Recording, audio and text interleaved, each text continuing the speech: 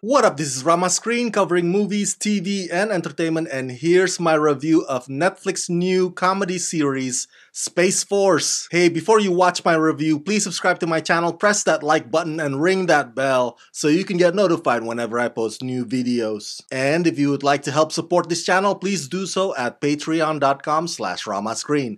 That's patreon.com/ramascreen.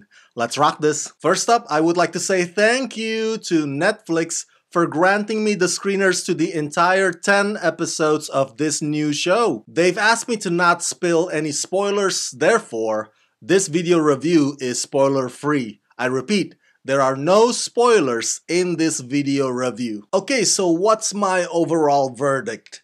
I really like Space Force. I genuinely think that this is a brilliant satire. I mean, it would be even much funnier if it weren't for the fact that unfortunately our government is indeed literally developing an actual Space Force. Because when I see that photo, it just makes me feel sad. So sad.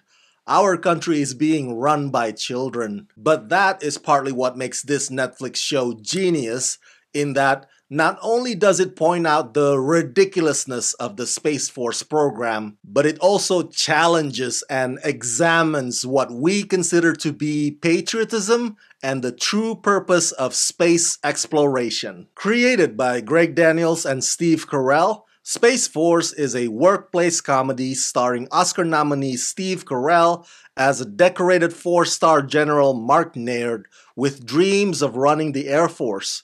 But he's thrown for a loop when the President of the United States assigns him to lead the newly formed 6th branch of the U.S. Armed Forces, Space Force. Skeptical but dedicated, Mark uproots his family and moves to a remote base in Colorado, where he and a colorful team of scientists and spacemen are working to get American boots on the moon again, as mandated by the White House. Co-starring John Malkovich, Diana Silvers, Tawny Newsome, Ben Schwartz, Lisa Kudrow, Jimmy Yang, Noah Emmerich, Alex Sparrow, and Don Lake. Serving as showrunner is Greg Daniels. I would like to take this quick moment to say that I am truly grateful for writer-showrunner Greg Daniels, the man who previously created Parks and Recreation, because just in this season alone, over the span of these past few months, Greg had given us Upload and now Space Force. Two equally hilarious and smartly written shows that are here to keep us company and to keep us entertained during this current stay-at-home quarantine. So Greg, you're the man, brother. One of the things that you'll notice when you watch these episodes is that each of them would start out with the indication that what they, as in the Space Force program, are doing or are trying to accomplish are just laughable. Even the other armed forces treat Space Force like that misfit weirdo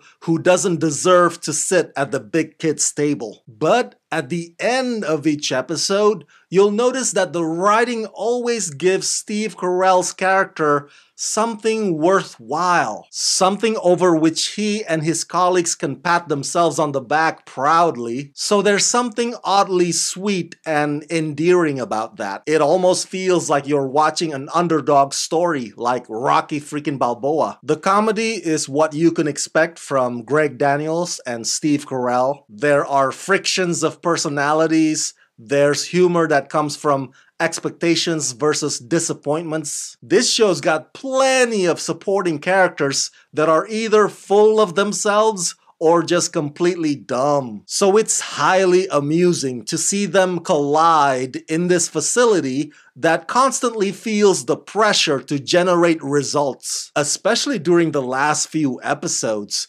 which provide some of this show's most gut-busting moments. My favorite part about Space Force is actually the dynamic between Steve Carell and his co-star John Malkovich. Those two give excellent performances in these respective roles, and they bounce off of each other really well. Malkovich with his slow-spoken enunciation, Carell with his sad puppy persona. Their characters on this show are like an old married couple. They bicker and often disagree, but they wouldn't want it any other way because deep down, although they'll never admit it, they kind of respect each other. Carell plays General Mark Naird, whose heart is in the right place. So even if everybody around him might have second thoughts about his leadership, they definitely don't question his intentions. This show does have its shortcomings. In its effort to portray Mark Naird as this busy man who struggles to be there for his family, I think the show doesn't quite know how to nail that part right. Whenever the plot diverges to being about his kid and his wife, played by Lisa Kudrow, it becomes sluggish and stale and pointless. It sounds mean, but they just couldn't get myself to care about them. But don't worry, that part will not kill the buzz when it comes to everything else that this show has to offer. You may think that Donald Trump's actual Space Force program is a mindless pissing contest and a waste of taxpayers' money, and I completely agree with you. But the Space Force here on this Netflix show, you may be surprised to find yourself cheering for them.